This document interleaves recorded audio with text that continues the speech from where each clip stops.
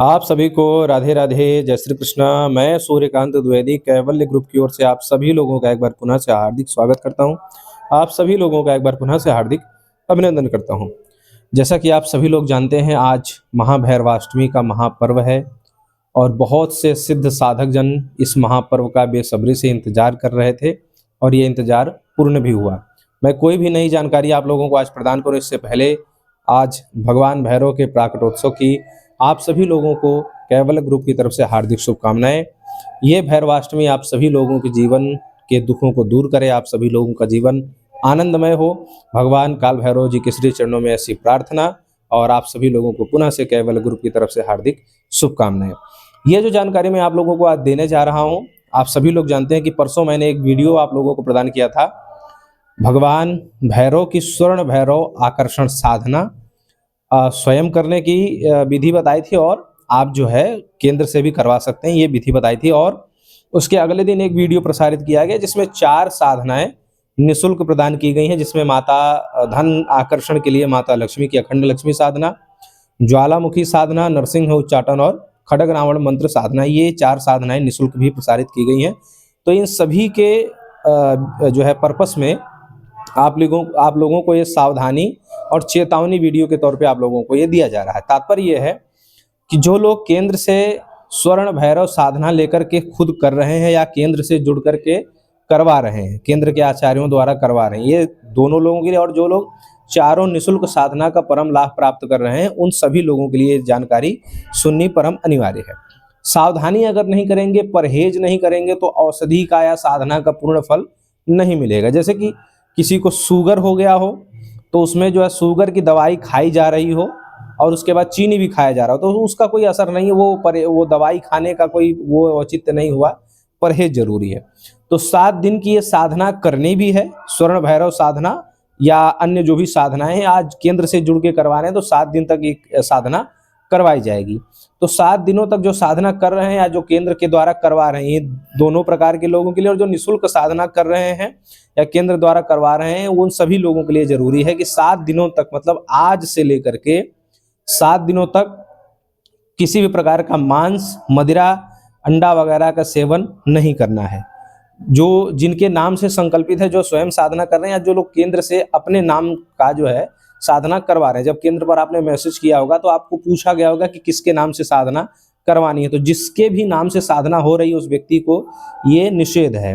परिवार में भी नहीं बनना चाहिए। कदाचित कोई बाहर से खा के आ रहा है तो उसका स्पर्श ना करे। कदाचित कोई घर में शराबी हो, मांसाहारी हो, अगर कदाचित खा के आ रहा है बाहर से, घर में तो पूर्ण निषेध रखें, और बाहर से कदाचित खा के आ रहा है तो उसका स्पर्श ना होने पर ऐसी व्यवस्था रखें। 7 दिनों तक उस व्यक्ति को पवित्र रहना है जो साधना कर रहा है या साधना जो करवा रहा है। और अकेले सोना है, शादीशुदा जिंदगी है तो पत्नी के साथ नहीं जा सकते, और जमीन पर सोना है, ठीक है, ये नियम रखना है। जूठा नहीं खाना है 7 दिन तक, और सुबह सुबह स्नान करना है, और जूठे मुंह सोना नहीं है। मतलब जब रात को सोएंगे तो पानी से जो है मुख प्रक्षालन करेंगे, बस ब्रश नहीं करना। आप ये समझ लीजिए कि मुख शुद्ध होना चाहिए, समझ लीजिए, बस ब्रश नहीं करना है। और पैर भी शुद्ध होना चाहिए, पैर का जो तलवा होता है, एड़ी के नीचे वाला भाग, वो जो है भी शुद्ध होना चाहिए। मतलब पैर भी प्रक्षालन करके और मुख प्रक्षालन करके सोएंगे। और कोशिश ये करें कि इन 7 दिनों तक ये जो सर है इस पर काला कपड़ा, काला तौलिया हो सकता है, या काला कोई भी ऐसा छोटा सा कपड़ा खरीद करके सर ढक करके सोएं। ये 7 दिनों तक आप लोगों को परहेज भी करना होगा। स्वर्ण आकर्षण भैरव जो साधना कर रहे हैं या करवा रहे हैं, ये सारे विधि नियम आपको बता दिया। और जो साधना जो लोग स्वयं लेकर के कर रहे हैं अपने घर पर, तो साधना का एक एकांतिक कक्ष होता है। उस एकांतिक कक्ष में 7 दिन तक कोई भी आना जाना नहीं चाहिए। उस कमरे की सफाई, उस कमरे का जो भी होता है वो आपको ही करना है। उस कमरे में कोई भी, मतलब आपके बच्चे भी ना आए और पत्नी भी ना आए, माता पिता भी नहीं आए। आप साधक हैं तो आप ही उस कमरे में जाएंगे, आप ही उस कमरे की देखभाल करेंगे, आप ही साधना करेंगे, और उसी कमरे में सोएंगे जहाँ पर साधना किया जाता है, वहीं पर सोया जाता है। शमशान की साधनाओं की भी बात कर रहा हूँ, घरेलू साधनाओं की भी बात कर रहा हूँ, अमूमन मंदिर वाली साधनाओं की भी बात कर रहा हूँ कि जो है साधना जब की जाती है तो वहीं पर सोया जाता है। ये हर साधना के लिए एक ही नियम है, अलग अलग नियम नहीं है। तो ये आपको जानकारी दी। अब आप लोगों को उन साधनाओं की बात कर रहा हूँ जैसे कि खड़ग रावण साधना है। तो खड़ग रावण साधना भी जब आप करेंगे तो 117 बार ये साधना करनी है, 7 दिन तक ये साधना करनी है। अधिक कोई परेशानी हो, कोई दुश्मन बहुत परेशान कर रहा है, कोई मान लीजिए कि कोई जो है बहुत सालों से तंत्र मंत्र भूत प्रेत पिशाच वगैरह का है, तो आप उसी मंत्र से साधना भी कर सकते हैं और अधिक मतलब 117 बार आप कई बार कर सकते हैं। मतलब 117 पूरा हुआ, फिर उसके बाद फिर 117, फिर 117, ऐसे आप 10 या 12 बार भी आप कर सकते हैं। अधिक परेशानी है तो मंत्रों की ज़्यादा से ज़्यादा ऊर्जा आपको संचय करनी है तो अधिक से अधिक मंत्रों का जाप करना होगा। और आप हवन भी कर सकते हैं, मतलब आप जाप करिए, उसके बाद 117 बार आप हवन भी कर सकते हैं। हवन के लिए आप जो हवन सामग्री बाजार में उपलब्ध होती है, कीड़े वगैरह ना पड़े हों, क्योंकि ये अधिकांश हवन सामग्री में कीड़े भी पड़े हुए होते हैं, तो मिश्रित हवन सामग्री ले लीजिए, या फिर आप भगवान ने सामर्थ्य दी है तो देसी घी, गाय का घी हो, उससे भी आप हवन कर सकते हैं डेली। मतलब आप 10 मतलब 117 के 10 गोल बना करके, मतलब 117 1, 117 2, 117 3, ऐसे ऐसे गोल बना करके 10 गोल भी करेंगे, कोई दिक्कत नहीं। हवन आप एक ही गोल में करिए, मतलब 117 बार आप हवन करके आप फ्री हो जाइए। ये 7 दिन तक क्रिया करिए आप सभी लोग। ज्वालामुखी माता की साधना भी है, बीमारी वगैरह बहुत दिनों से चल रहा हो, न खत्म हो रहा हो, तो आप माता ज्वालामुखी की साधना करिए। कोई शत्रु बहुत दिनों से परेशान कर रहा हो, या कोई बहुत बड़ी बाधा आ रही हो, काम न हो रहा हो, तो वो बाधा दूर करने के लिए नरसिंह उच्चाटन का हमने दिया हुआ है, और भी बहुत सारे। एक आपको बात बताऊं, और धन की समस्या के लिए माता अखंड लक्ष्मी की साधना आज से आप लोग करेंगे। नियम सबके लिए वही सेम है। मांस मदिरा, प्याज लहसन की बात नहीं कर रहा हूँ, प्याज लहसन मैंने कभी मना नहीं किया, आज से लेकर कभी किसी भी वीडियो में प्याज लहसन मैंने मना नहीं किया है। मांस मदिरा मत खाइए, क्योंकि ये तामसिक चीजें हैं। जब आप कोई भी ऊर्जा संचय करते हैं तो तामसिक चीजों का परहेज रहता है। अब साधना करने के बाद बहुत से लोग प्रश्न करेंगे कि साधना के बाद खा सकते हैं, नहीं खा सकते। हम तो कहते हैं कभी भी मत तामसिक चीजों का स्पर्श करिए। तामसिक चीज सेवन करना, स्पर्श करना, ये हमारे यहाँ हर प्रकार से निषेध ही रहता है, लेकिन फिर भी जो लोग खाना चाहते हैं वो लोग खाएंगे।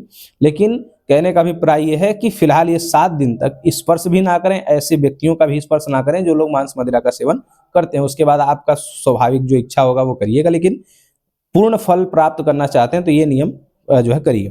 अब आप लोगों को एक और बड़ी बात बता देता हूँ थोड़े से देर में, कि साधनाएं देना, मंत्र देना मेरा कर्तव्य है। मैंने चैनल बनाया है जनहित जन कल्याण के लिए, मैं मंत्र दे रहा हूँ, मेरे गुरुदेव देते हैं, मैं भी दे रहा हूँ और आगे भी प्रदान करता रहूँगा गुरुदेव की कृपा से। लेकिन एक बात आप लोगों को एक बात बता दूं, साधना, अलग अलग प्रकार की साधना, अलग अलग श्रेणियों की साधना, अलग अलग गण देवताओं की साधना मैं सिखाता जरूर हूँ, लेकिन एक ही साधना से हर जो है सिद्धि प्राप्त हो सकती है, एक ही साधना से। ठीक है, किसी एक विषय में जो व्यक्ति मास्टर रहता है, कलाकार रहता है, या उस विषय का जो है ज्ञाता होता है किसी एक जो है सिद्धि में, वो उसी से अपना पूरा जीवन पार कर ले जाता है। आपको उदाहरण देता हूं, जिसको बिजनेस करना वो अपने बिजनेस से एक कला आ गई, जिसको पेंट करना आता है, जिसको चलाना आता है, जिसको मैच खेलना आता है, जो भी एक किसी कला में अगर आप परफेक्ट हैं, उसी से पूरा जीवन पार हो जाएगा और लोग आपको याद भी करेंगे।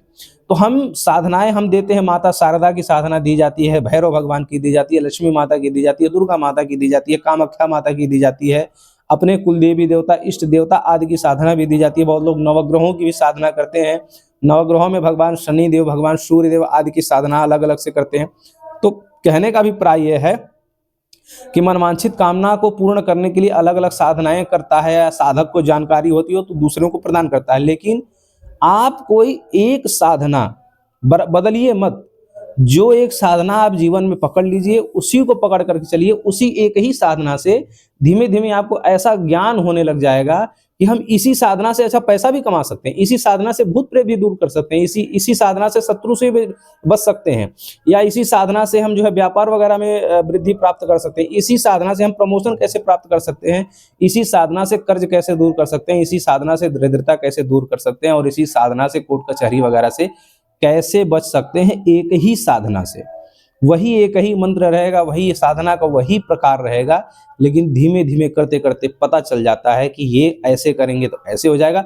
अब जैसे माता बगलामुखी का मंत्र है, मंत्र जो आप लोग किताबों में या वीडियो में देखते हैं वही मंत्र है, लेकिन जब करते करते अनुभव हो जाएगा तो उसी मंत्र में थोड़ा सा बदल करके आप उसी मंत्र से नया काम कर सकते हैं। जैसे कि एक महामृत्युंजय मंत्र है, सब लोग जानते हैं कि बहुत लोगों को यही पता होगा कि महामृत्युंजय मंत्र का जाप करवाया जाता है प्राण रक्षा के लिए या आयु रक्षा के लिए, लेकिन हम जानते हैं कि महामृत्युंजय से हम 108 प्रकार के नए नए कार्य भी करवा सकते हैं। उसी महामृत्युंजय से मारण भी हो सकता है, उसी महामृत्युंजय से वशीकरण भी हो सकता है। ये कैसे हो सकता है? जब आप मंत्र का ज्यादा से ज्यादा प्रयोग करेंगे तब पता चलेगा कि एक ही मंत्र से अनेकों कार्य किए जा सकते हैं। बस तरीका पता होना चाहिए और बताने वाला गुरु सच्चा होना चाहिए। ठीक है, तो साधनाएं हमने 4 दी हैं, 4 नहीं 40 साधनाएं हम आपको आगे देंगे, लेकिन कहने का मतलब ये है 40 देंगे, 400 देंगे, 4000 भी देंगे, गुरुदेव की कृपा से बहुत कुछ है। लेकिन एक साधना ऐसा बना लीजिए कि उसी से नए नए कार्य करने की क्षमता आप बढ़ा लीजिए। नए नए साधनाएं जानना अच्छी बात है, देखना अच्छी बात है, लेकिन एक ही साधना से कई कार्य कर लेना, ये सबसे बड़ी चतुराई, ये सबसे बड़ी कलाकारी और यही साधना की सबसे बड़ी श्रेष्ठता है कि एक ही साधना से, एक ही मंत्र से आप सारे कार्य कर ले जा रहे हैं। फिर मिलता हूं किसी ज्ञानात्मक चर्चा के साथ। राधे राधे।